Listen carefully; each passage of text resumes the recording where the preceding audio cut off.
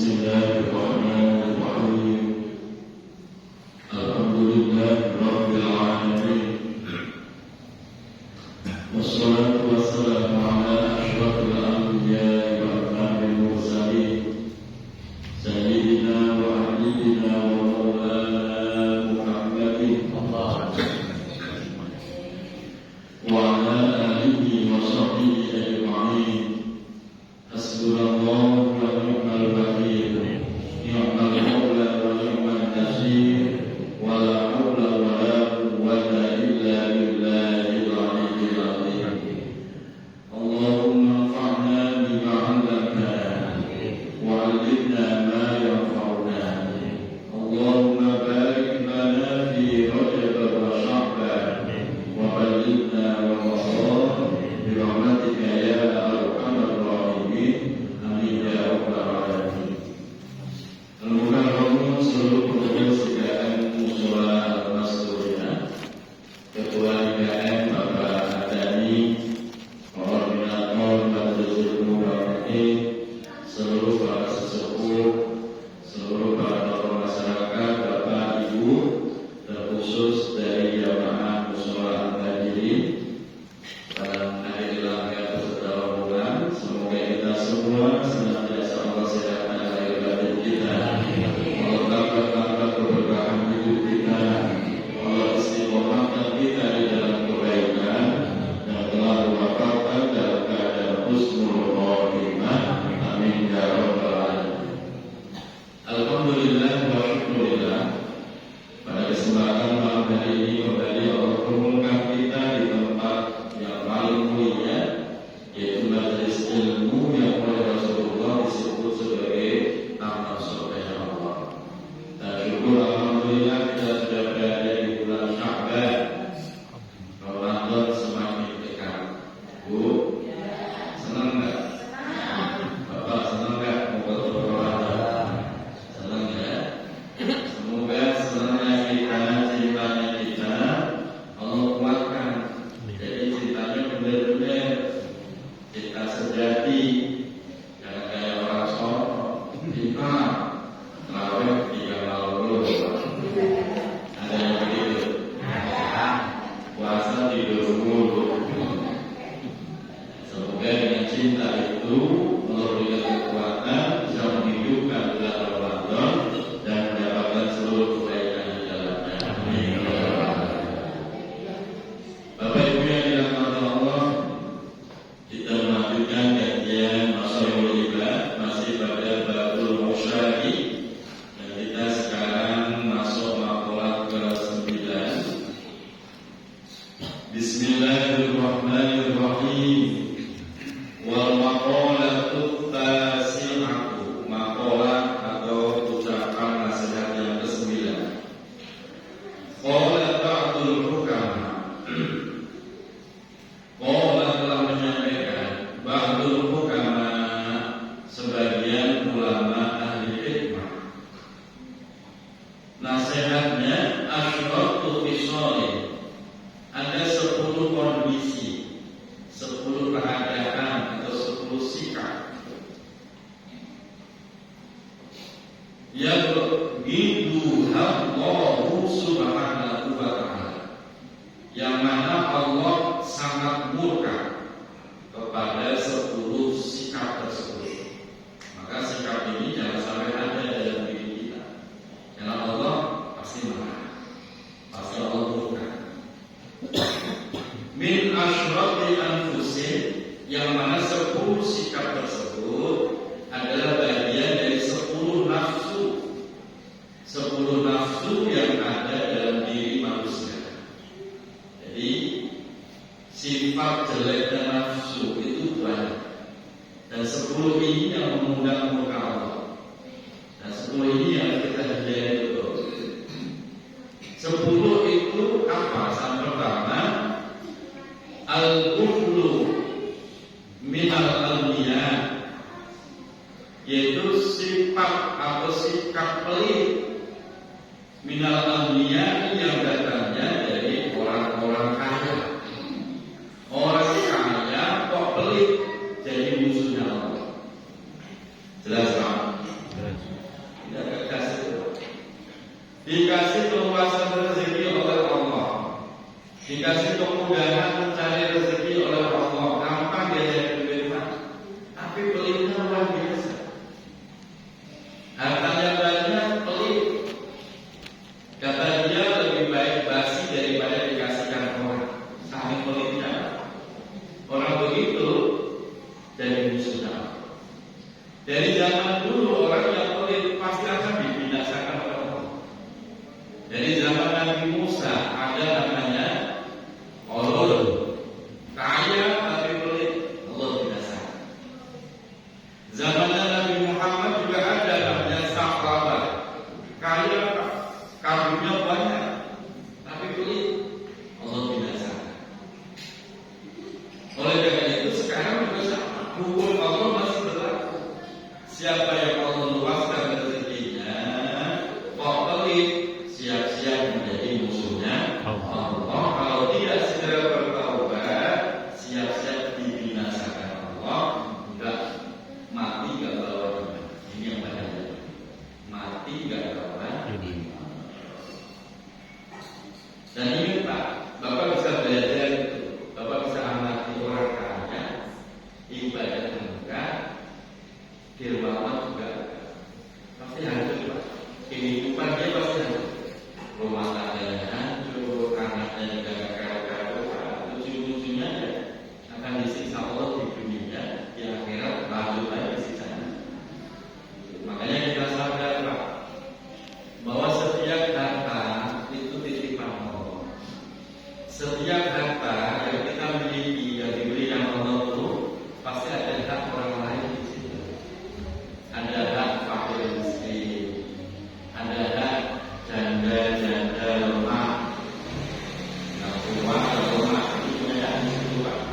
Kalau janda muda malah saya urusin dong, yang masih bisa urus diri sendiri. Dan kalau janda udah tua, lemah, nggak bisa cari nafkah, nah kita punya hak di situ untuk memberikan rezeki.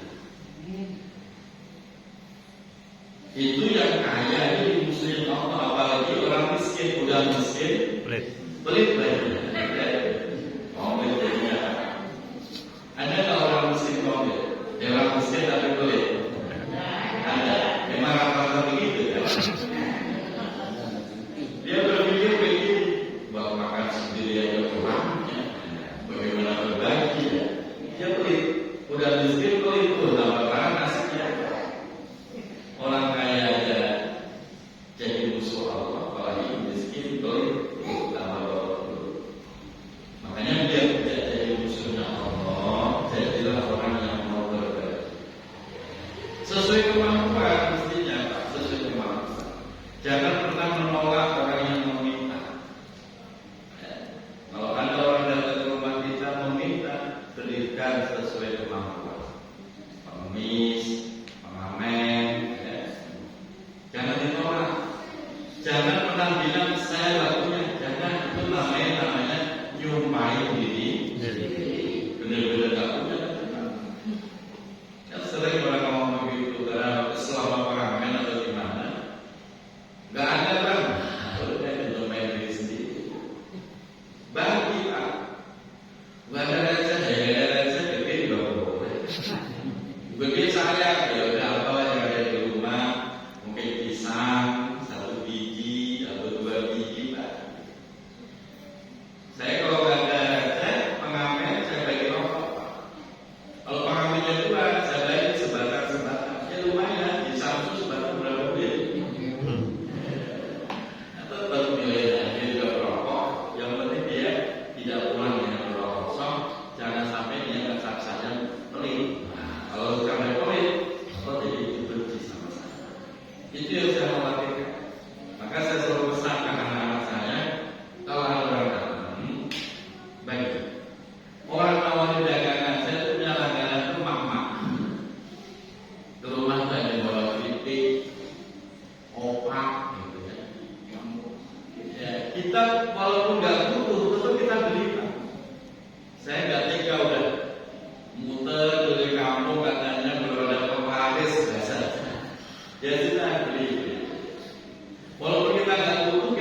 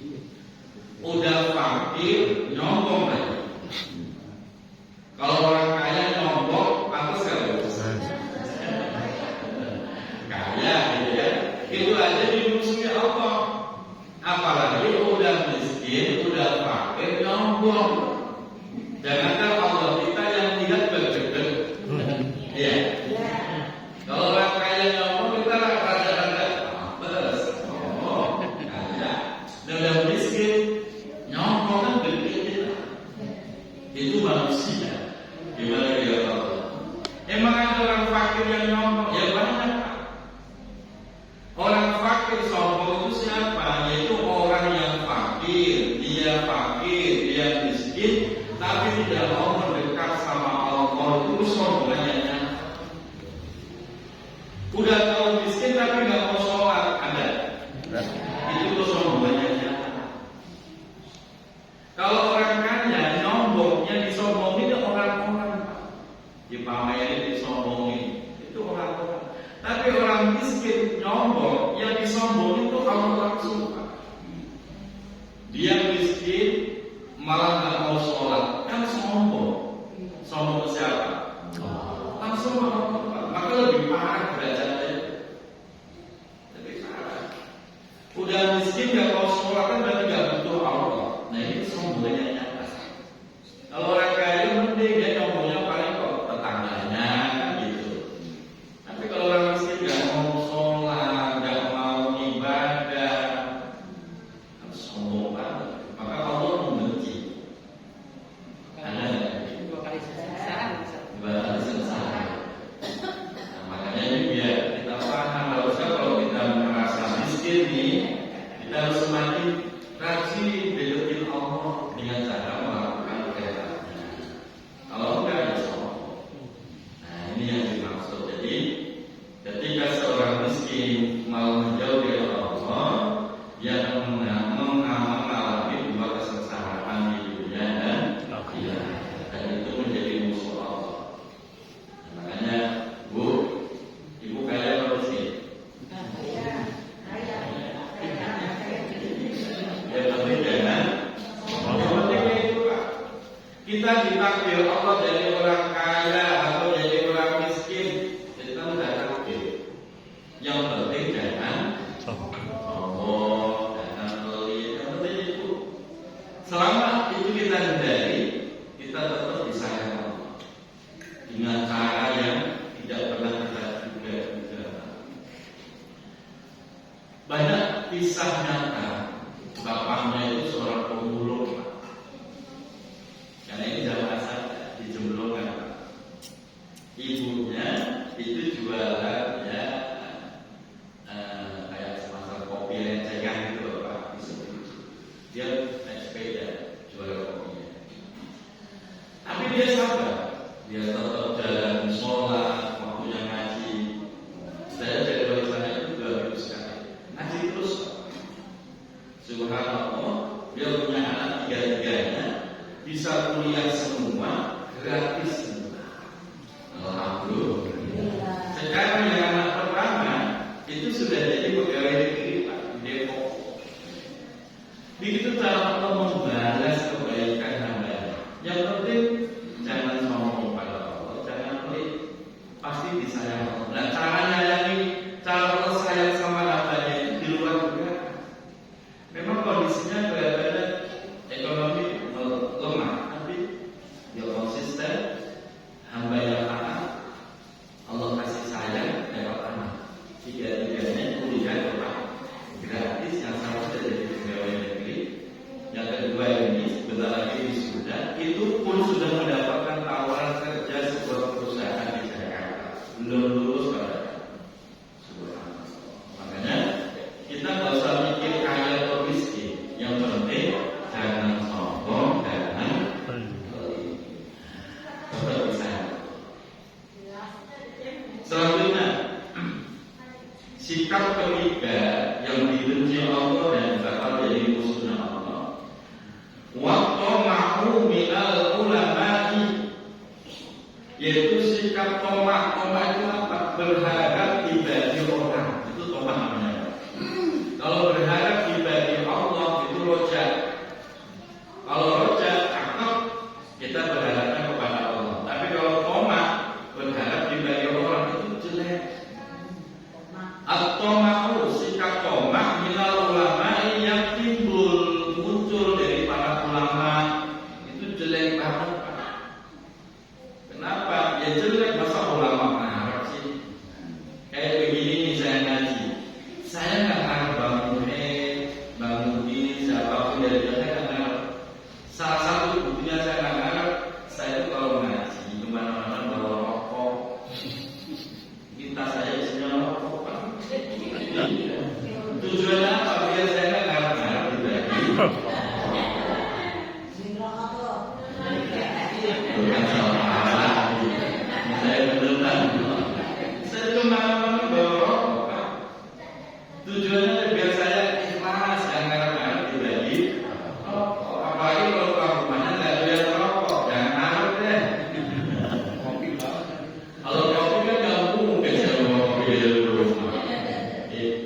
Itu salah satu cara menjaga hati biar tidak pribadi. Orang Arab pribadi amplop, ya Allah, Bu, saya dapat amplop langsung saya sobek-sobek.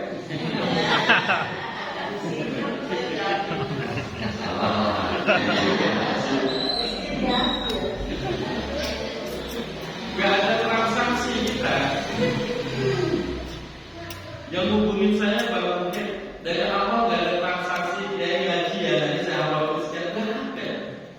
Artinya pokoknya saya datang ngaji. Bang Mufid mau bagi boleh, gak bagi? Iya gak apa-apa. Saya udah berapa tahun ngaji di sini ya. Apalagi di Muhajirin lebih lama lagi saya juga berlipat. Lebih lama lagi saya. Artinya kalau kita ngarep-ngarep Islamnya duit, udah saya tinggal dari dulu Muhajirin sama Mas Surya. Kenapa? Tawaran di luar lebih gede, tapi saya konsisten. Waktunya ngaji ya ngaji. Kalau mau jadwal minta waktu, saya kosongnya di jam sekian, hari sekian. Dia harus ngikutin jadwal saya. Saya nggak mau balik libur ya, kalau saya ceramah gedean untuk sore enggak. Liburnya paling kalau nggak sakit ya pulang kampung gitu. Gitu loh. Yang dimakanya ulama yang dibenci Allah itu ulama yang nggak konsisten. Mentang-mentang ada tawaran ceramah yang kelihatannya lebih gede, musolanya diliburin, taklirnya diliburin, kan ada model begitu. Banyak saya ustaz paham dunia begitu. Nah, saya berusaha untuk konsisten. Saya bukan memuji-muji, karena itu ajaran dari guru kita begitu. Yang namanya berkah itu munculnya dari istiqomah. Dari istiqomah. Kalau cuma kita ngalahin taklim yang rutin demi yang gede, kelihatannya gede Pak. Tapi nanti balasan Allah lebih gede Pak. Tak sakit lah, tak kecelakaan, akhirnya duit yang gede itu nggak ada nilainya sama sekali, nggak berkah. Nah begitu loh. Jadi istiqomah. Kalau Bapak tiba-tiba besok jadi ulama, jadi istiqomah jangan makan kita. Tuh, makanya alhamdulillah nggak ada ceritanya masih salam saya itu bubar nggak ada. Mau bubar nih, nggak ada orang kita ada. Kenapa? Alhamdulillah saya rawatin Pak, saya istiqomahin.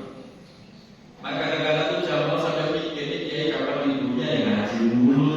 Kalau berharap saya itu yang sambil malas-malas sekarang begitu. Saya ada 19 masjid taklim dalam 1 minggu, muter aja.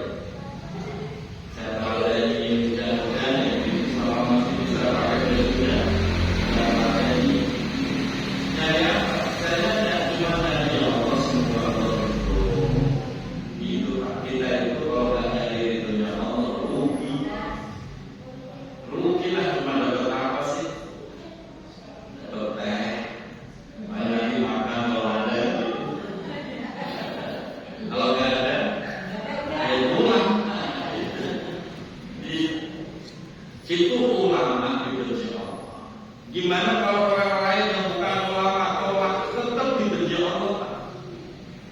Ulama yang berjuang menyampaikan nilai-nilai agama Allah kok melakukan tolak, itu aja dibenci. Apalagi bukan ulama, ya lebih dibenci. Makanya kalau ada ulama, Bapak undang di ceramah, kok dia pasang tali, mending tetap tali. Kenapa? Ilmunya biasanya nggak barokah seperti itu. Cuma rame doang. Wah ini kalau ulama cakep nih, lucu doang. Nah sampai rumah ya nggak ada yang nempel, ilmunya satu pun nggak ada yang nempel. Saya jamin itu. Cuman masyarakat kadang berpikirnya seperti itu. Sampai ramai, jamaahnya datang banyak, lucu. Makanya di sini cari ulama yang tulus, nggak usah yang manja. Karena ulama manja,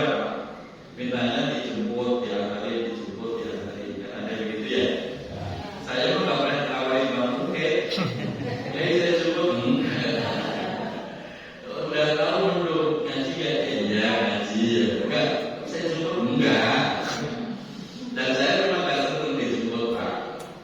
Saya senang datang santai, nonton sendiri, kalau capek dan minggir, kopi di pinggir jalan, aku sudah menikmati proses. Kayak besok Kamis saya isi Islam Mi'raj di Masjid Polres. Waduh, jadi dijemput, gak usah Pak. Kita mau friend dengan Bang Musa, saya rasa begitu. Pakai forensik ada dua Polres itu Pak. Ya, artinya ya udahlah kita seadanya. Yang penting Allah ridho, Allah sayang sama kita. Gitu. Yang berikutnya, yang keempat ya. Waqillatul haya'i minan nisa. Allah sikap yang Allah benci yang keempat, waqillatul haya, sedikitnya rasa malu minan nisa'i yang timbul dari para perempuan. Perempuan kok merasa malunya sedikit, Allah benci sama perempuan begitu. Mungkin bagi laki-laki senang kalau ada perempuan itu buka aurat, tapi bagi Allah itu benci.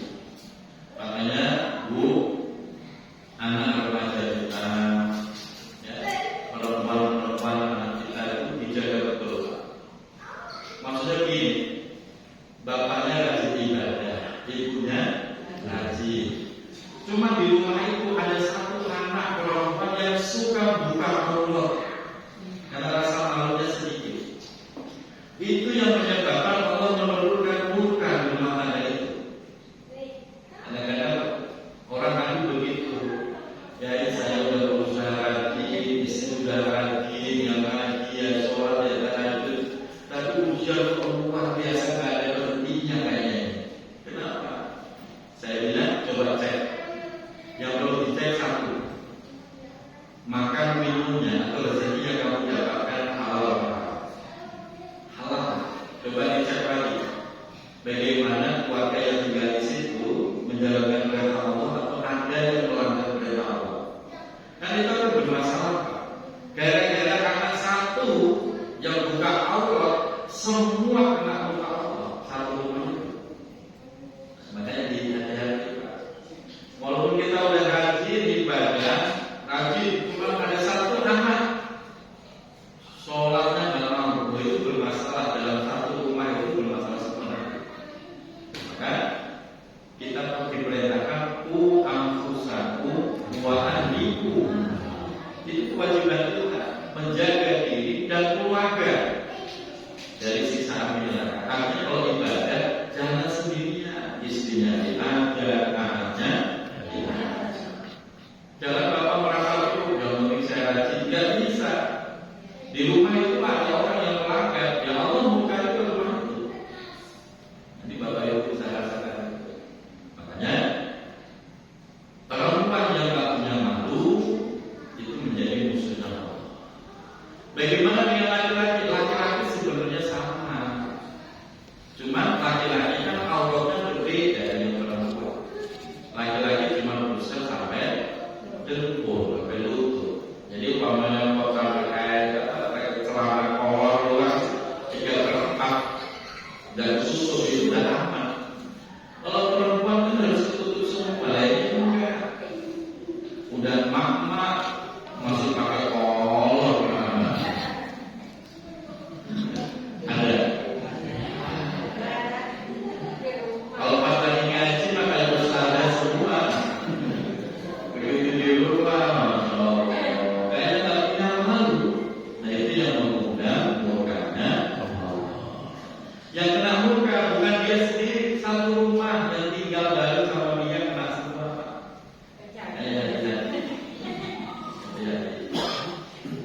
Yang berikutnya, wa hubbud dunya minasyuyukhi. Sikap yang dibenci Allah adalah hubbud dunya, cinta harta, minasyuyukhi, yang muncul dari orang-orang yang sudah sepuh. Syuyukh itu sepuh, udah tua tapi masih gila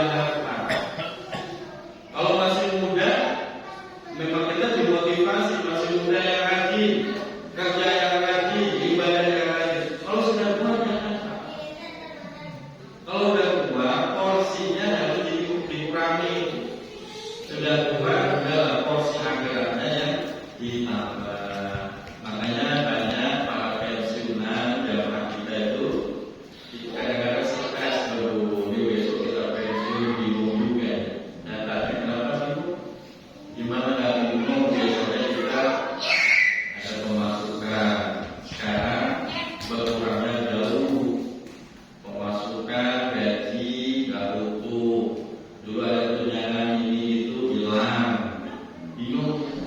Dia mulai berpikir bisnis apa ya? Saya tidak.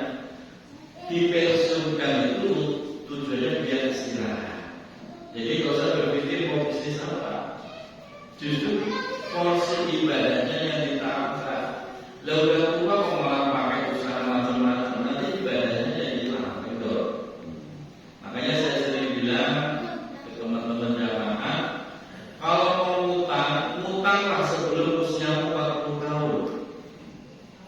Kredit motor, kredit mobil, silakan sebelum usiamu 40 tahun.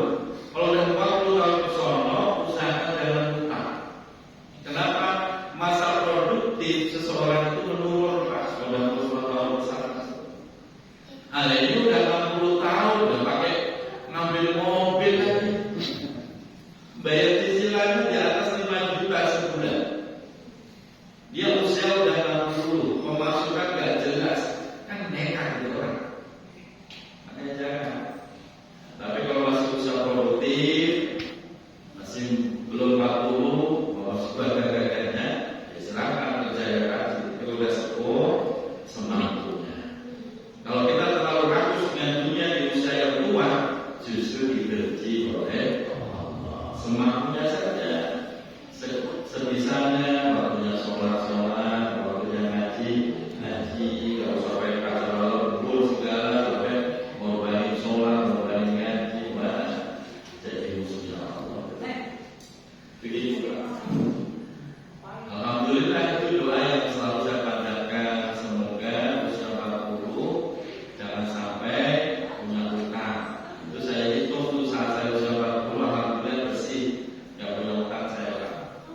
Arisan juga nggak pernah ikut arisan, jadi nggak ada utang. Gitu. Arisannya katanya tolong itu kan kata. Tetap stres juga kan? Tetap stres juga waktu bayar Pak. Beda ya kayak kita arisan hanya ada gitu Pak. Jadi sesuai semangat Islam adalah bagaimana memprioritaskan akhirat. Kalau usia udah 50, 60, udah Pak, fokus akhirat yang penting bisa buat makan, buat ibadah, selesai. Jangan mengorbankan waktu yang tinggal sedikit. Yang usia 60 hati Pak, jangan usaha kita kan singkat, 60 sampai 70. Berikutnya, wal kaslu minasyubban.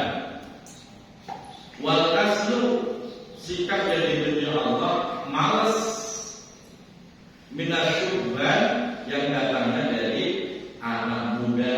Masih muda kok malas, itu dibenci Allah. Dan ternyata bukan Allah saja yang benci, emaknya juga ikut benci, tetangganya juga ikut deket. Itu bocah muda gagal, saya di rumah dulu cuma bisanya ngopi, rokok, minta duit sama orang tua. Ada muda-muda begitu. Jangan dijadiin mantu, jangan merusak kalau begitu. Allah juga cuma, apalagi kalau udah mabuk, aduh hobinya cuma mabuk, minta, ngamuk. Anak muda-muda begitu Pak, bahaya. Allah benci kalau ada anak muda malas apa saja, kerja malas, ibadah malas. Beda kalau udah sepuh kerja udah nggak bisa, ya udah ibadah saja, itu dicintai Allah. Udah tua kok bakal terrajin kerja, ya malah nggak disenangi Allah sampai ngorbanin ibadah. Hanya dibedain kalau anak muda ya rajin. Nah, batasan muda itu berapa? Batasan disebut muda itu antara 20 sampai 40 itu muda. Umur Bapak berapa? Muda berapa? Jangan ngaku muda. Kadang-kadang kita lupa kalau sudah tua. Kalau udah 40 itu sudah berapa? Nah kalau udah 60 itu usia yang udah disebut pensiun, sudah istirahat, kita jangan ikut campur. Yang ada sifatnya duniawi. Ini para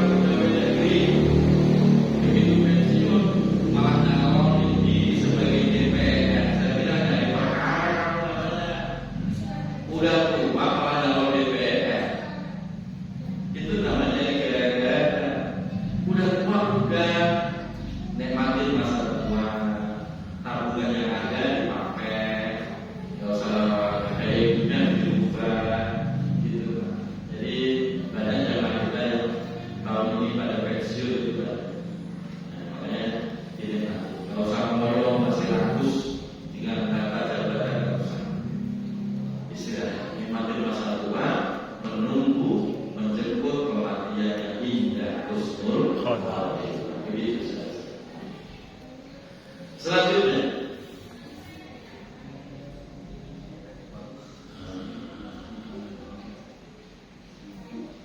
waljuru, gitu ya. Waljuru minas sultan. Waljuru minas sultan, termasuk sikap yang dibenci Allah adalah waljuru minas sultan, yaitu menjilat kepada pemimpin. Bahasa kita yang gampang menjilat. Ya, dia nyari cara, nyari celah, dia dapat perhatian pemimpin, dia dapat job, dia dapat proyek, dia dapat apa? Sikap seperti itu dibenci oleh Allah. Apalagi kalau yang melakukan itu seorang ulama, tambah dibenci lagi. Ulama malah nempel terus ke pemerintah dengan niat dia dapat ini itu dibenci oleh Allah. Makanya hati-hati. Dan saya termasuk orang yang berusaha menghindari itu, Pak. Maka urusan pembangunan pondok spesial pun tidak ada uang pemerintah. Spesial pun tidak ada. Karena memang kita nggak pernah bikin proposal. Anda sekali-kalinya DPR datang, itu aja saya tanya, ini uang infak pribadi atau pemerintah? Kenapa ya? Kalau pemerintah saya nggak mau terima, kafir. Pribadinya, kalau pribadi saya terima. Kalau pemerintah saya nggak mau. Ya kafir. Padahal di rumah dia itu numpuk proposal, Pak, dari Kiai A, B, C, D. Kenapa? Ya memang saya lebih pilih hati-hati, tapi hidup itu sebentar. Kita tuh nyari ridho, nyari berkah. Gak usah nyari banyak. Apalagi pengen popularitas naik. Wah, dipanggil Pak Wali Kota. Ya buat apa sih? Gak ada apa-apanya begitu, Pak. Saya di Bogor saja.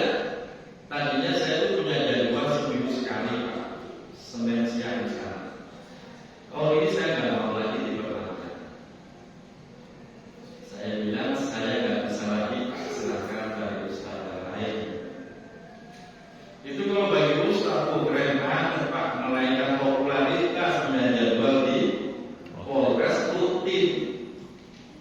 Saya stop tahun ini. Saya pengen karawatin nungguin santri aja di masjid. Ini santri saya, Pak, kandungan Pak. Lagi saya gembleng sholat duha 8 rakaat. Jadi setengah 11 itu sudah harus di masjid. Gara-garanya begini, ada salah satu wali santri ngeluh ekonominya lagi sulit, sampai minta mohon ikhlasnya dari saya nggak bisa bayar full, saya sanggupnya sekian. Saya bilang nggak apa-apa. Nah, semenjak itu santri, ayo kita doakan orang tua kita. Kita bantu orang tua kita. Caranya apa? Kita sholat duha 8 rakaat. Ada caranya, ada tata caranya. Setengah 11 siang dia harus di masjid. Alhamdulillah dalam waktu kurang dari 2 minggu itu orang tua wali santri yang mengadu laporan lagi. Alhamdulillah dia semakin berkembang. Proyek sudah mulai masuk, dana yang macet ada sebagian yang sudah cair. Karena masih ada 2,4 miliar yang belum cair. Artinya kita kemudian kita. Nah, di situ loh, Pak, bagaimana kita berusaha menanamkan. Jangan pernah berpikir minta-minta ke pemerintah juga susah. Dan minta ke Allah, Allah kasih solusi. So, kalau 2,4 miliar saya stop. Udahlah, kalau mau begitu, saya sering dikasih di surga. Kita mengecewakan. Yang penting Bapak kita bantu doa, Bapak saya ajar. Begitu. Jadi kalau ibu ada masalah ekonomi, selalu tanya kepada Bapak. Nah, caranya silakan diamalkan. Caranya buat jangan salah.